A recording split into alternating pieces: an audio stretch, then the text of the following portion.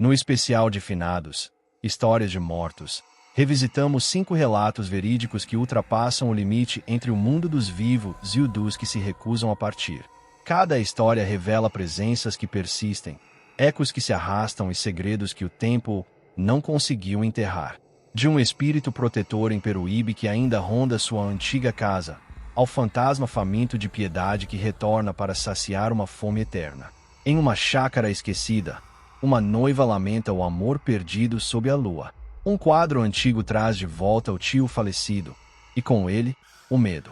E no carnaval, um encontro apaixonante revela um morto que nunca chegou à festa. São 5 histórias, 5 mortos, e uma pergunta inevitável: o que realmente separa os vivos dos que ainda vagam entre nós? Apague as luzes, coloque os fones e prepare-se. Histórias de mortos, sombras que nunca foram embora, vai te acompanhar, mesmo depois que o episódio acabar.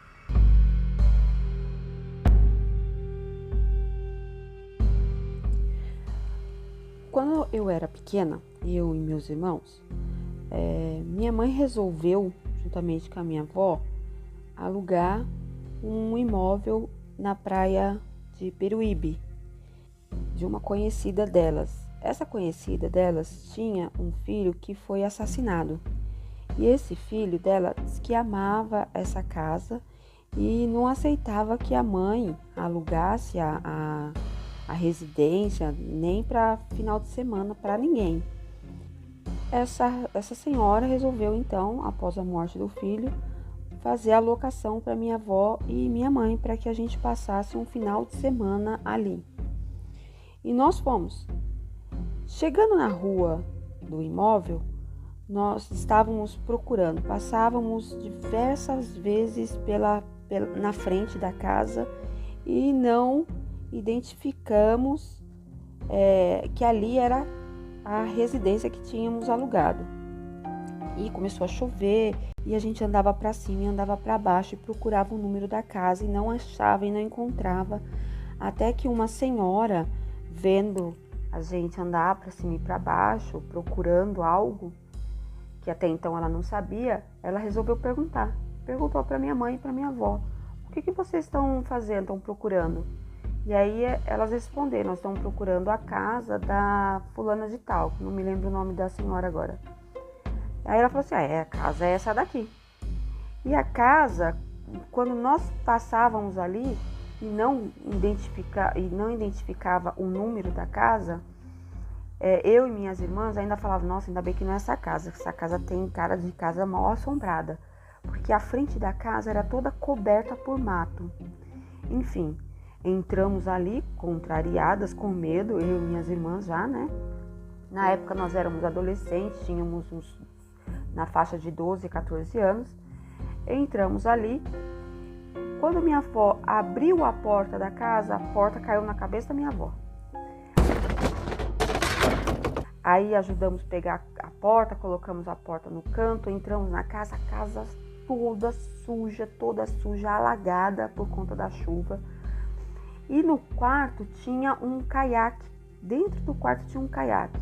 Aí nós limpamos a casa, puxamos lá a água, tudo, isso era tarde. Chegando próximo da noite, nós resolvemos ir ver a distância da casa para a praia. E a porta não podia mais ser mexida, porque minha avó ela encostou a porta e colocou um banquinho de madeira ali, escorando aquela porta. Então, nós pulávamos a janela para ir até a praia. Andamos até chegar à praia, para ver a distância, né, que era muito longe. Aí fomos até lá, depois voltamos, pulamos a janela novamente, né, e ali ficamos. No decorrer da noite, começamos a ouvir sapo dentro da casa. Tinha sapo e rã para tudo quanto era lado. Começou a chover, chovia a casa inteira. Só um espaço em cima de uma cama de casal que não chovia. E ali nós ficamos todos reunidos. Nós éramos cinco crianças, né? 5 adolescentes crianças, mais a minha avó e minha mãe.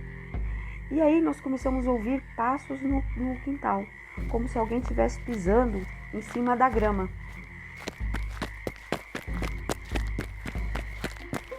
E começamos a ficar ali com medo, todo mundo com medo. E minha avó gritava, Pedro, pega a faca, João, pega o revólver ali para querer dizer que nós não estávamos sozinhos, que ali não eram só mulheres e crianças, né?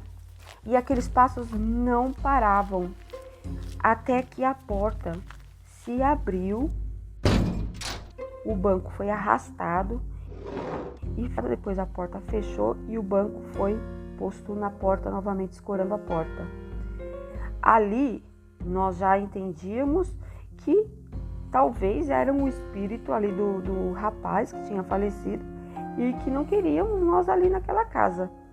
A minha irmã, toda com medo, acabou pulando em cima do caiaque, tinha uma cartolina preta. Quando ela abriu, estava escrito o nome do rapaz falecido em vermelho, escrito Valdemarzinho, que era o nome desse rapaz do falecido. Aí nós começamos a ficar desesperados, nós vamos embora, porque aqui não dá para ficar, ele não quer que a gente fique aqui. Isso era por volta de 2 horas da manhã. Chovendo, nós saímos da casa, fomos até a rodoviária e esperamos a rodoviária abrir para que a gente voltasse para nossa residência. Aquela noite foi a noite do terror para nós. Então, fui na casa da minha mãe, lá no sítio, em Piedade. Minha mãe já faleceu, já tem 2 anos.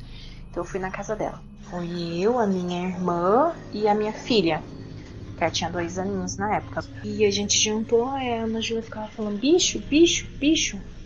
Aí eu pensei que eram os mosquitinhos que tinha lá, tava muito calor, né? Tudo foi dormir. Aí eu fui pro quarto do meio. Eu tava dormindo assim, é quando eu senti tinha alguma coisa pulando na cama, sabe? Aí eu acordava e nada.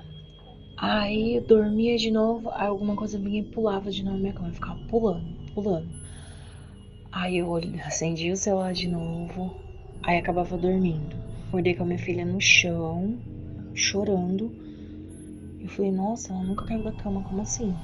Toda hora que eu ia dormir tinha alguma coisa pulando. Aí teve uma hora que eu acordei, eu olhei assim, aí eu senti assim, andando em cima de mim. Vinha até o meu pescoço, voltava no meu corpo todo andando em cima de mim. Dava pra sentir. Aí depois, quando a gente acordou de manhã, eu falei, Tainá, eu não vou dormir mais aqui não. Tainá, minha irmã, ela é assim mesmo. Eu também vi um monte de vulto à noite. Ela tava no outro quarto, aí ela olhava assim pra sala e vinha umas pessoas andando, uns vultos pretos assim, andando pra lá e pra cá. Ela falou que toda vez que ela dormia, ela via. Aí eu conversei com a minha mãe e a gente falou o que tinha acontecido. Aí a minha mãe falou assim, não, mas quando eu acordo 3 horas da manhã, o marido dela vai trabalhar, né? Que lá é sítio, eles trabalham na roça. Só a minha mãe que não. Aí eu tinha que ficar com a luz, ela falou assim, eu tenho que ficar com a luz acesa e a TV ligada, porque eu ouço vozes, eu vejo vultos passando. A minha mãe pegou e falou assim, teve um dia que eu acordei 2 horas da manhã pra fazer a marmita, né? Ela falou que tinha um homem sentado na mesa. Aí ela pegou e falou assim, quem é você? Aí ele não falava nada, ele tava comendo comida de verdade, pegando a comida e comendo. Minha mãe viu isso. Eu só sei que esse homem que ela viu lá na cozinha comendo era o pai do marido dela. E quando ele morreu, acho que ele teve câncer na garganta e não podia comer. Aí ela viu esse espírito lá comendo, mas ela falou que comia. Ela achou mais estranho porque ele comia. E a minha mãe via essas coisas. Minha mãe e minha irmã, né? Eu não vejo, eu não enxergo, eu não enxerguei ninguém andando em cima de mim, mas eu senti, andava lá nos meus pés, ia no meu corpo inteiro andando e eu olhava assim, eu sentia assim, dava pra ver a cama, assim, o cobertor afundando, assim, com as marcas do pé, mas eu não via ninguém. Deus me livre, tive um treco lá. Nunca mais eu fui dormir lá, nunca mais. Oi, boa noite. É que o meu irmão, ele comprou uma chácara. Uma vez a gente decidimos fazer um almoço lá na chácara. Combinamos de ir todo mundo.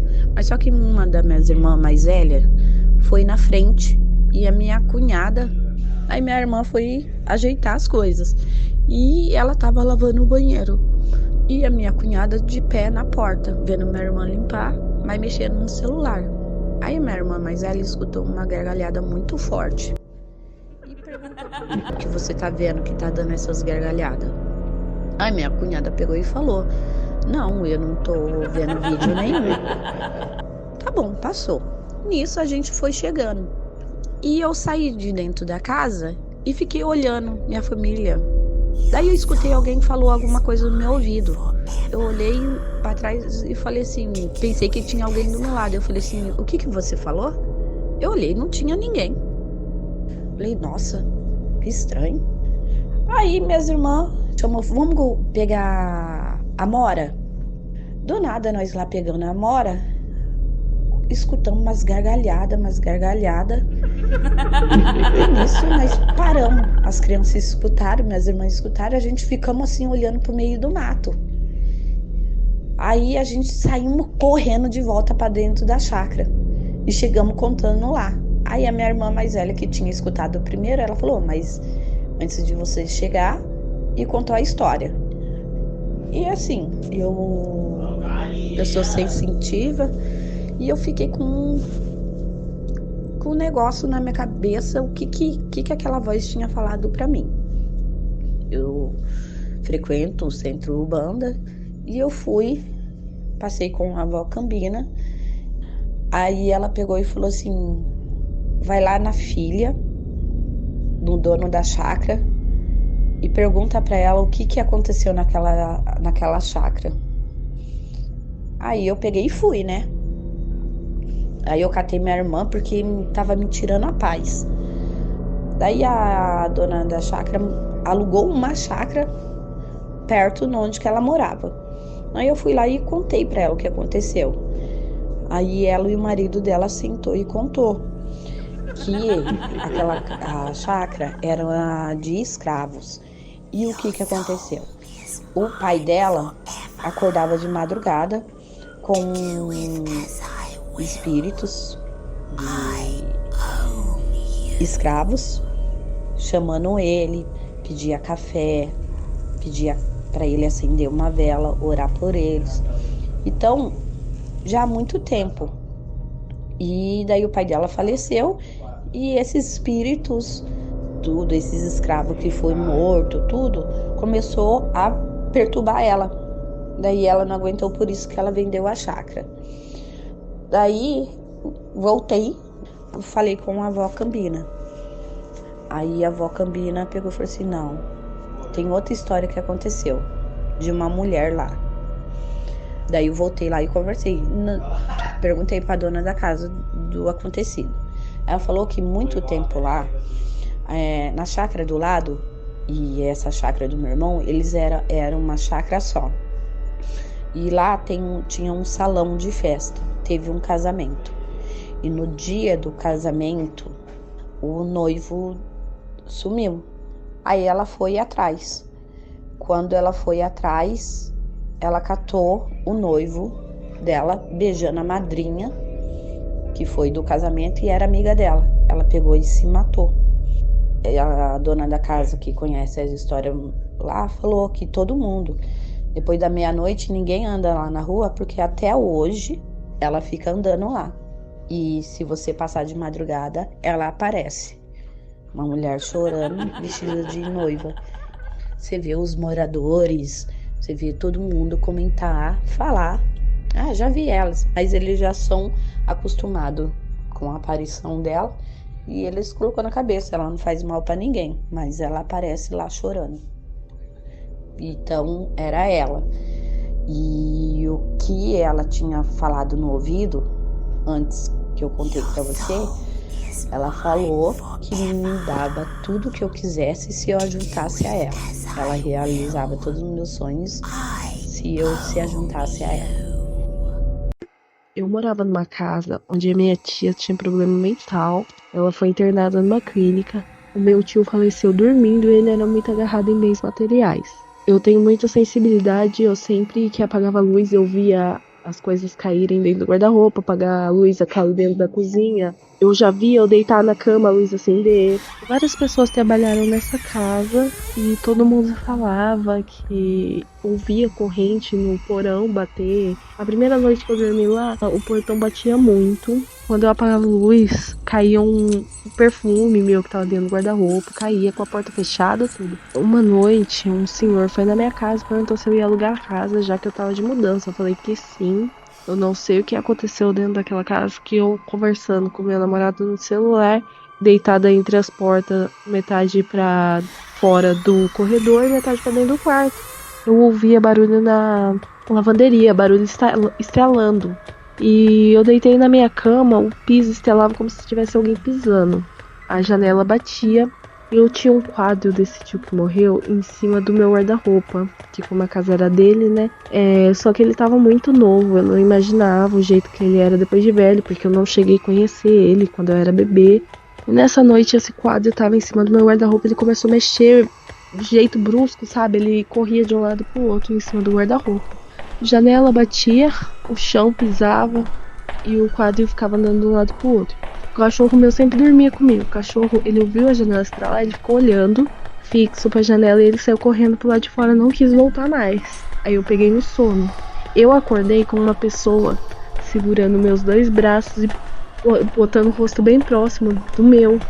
E era um senhor, cabelo grisalho, não muito enrolado, uma verruga em cima do olho, nem gordo nem magro. E ele segurou em mim com a mão gelada e puxou eu.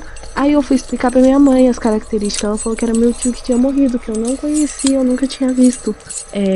Esse quadro que corria de um lado pro outro era um quadro muito antigo, preto e branco, do meu tio que faleceu dentro da casa. Ele era bem novo, ele era criança, esse quadro. E como a casa era dele, eu deixei lá, assim. Eu vi uma vez, nem olhei direito porque eu fiquei com medo e guardei. E eu nunca tinha visto ele velho, não lembro. Se eu vi ele foi com 3 meses de idade e ele morreu e eu nunca tinha visto. E eu fui falando, mãe, era assim, assim, assim. Minha mãe falou, é seu tio, pode ter certeza, é ele. No carnaval de 95 ou 96, não recordo bem, eu morava em Porto Seguro ainda, como é hábito na Bahia, muitas festas carnavalescas, né, muitos trios elétricos, né, e lembro de ter ido para uma festa de carnaval na avenida e conheci um rapaz, né, a gente acabou conversando e ele tinha uma aparência maravilhosa, ele era muito bonito, rapaz alto, forte, cabelos negros, olhos castanhos e uma conversa muito, muito legal. E a gente acabou ficando aquela noite toda, né, e ficamos até 7, 8 horas da manhã no outro dia e foi muito divertido, conversamos bastante, namoramos, a gente bebeu e se divertiu e dançou e foi muito bacana. E trocamos telefone fixo e eu lembro que fomos até um lugar e ele anotou o telefone, me deu o telefone dele, eu dei o meu telefone para ele, nos despedimos. Na ocasião ele me falou que era de Vitória, no Espírito Santo, e era hábito dele, né, era comum ele me passar o carnaval na cidade de Porto Seguro. Passado alguns dias, né, não nos vimos mais, né, curti os 7 dias de carnaval, né, fiquei com o sentimento, né, de não ter visto ele mais, mas eu tinha o número dele. E numa determinada ocasião, né, eu, né, querendo ter notícia dele, porque foi muito legal, foi muito interessante, ele havia mexido de alguma forma comigo, né, achei que também tivesse mexido de alguma forma com ele, porque nossa sintonia foi muito intensa, né, de conversas. Uma tarde peguei o número dele, eu lembro que eu comprei um cartão, não liguei da minha casa, não queria que os meus pais ouvissem a minha conversa e fui até um orelhão no shopping e liguei.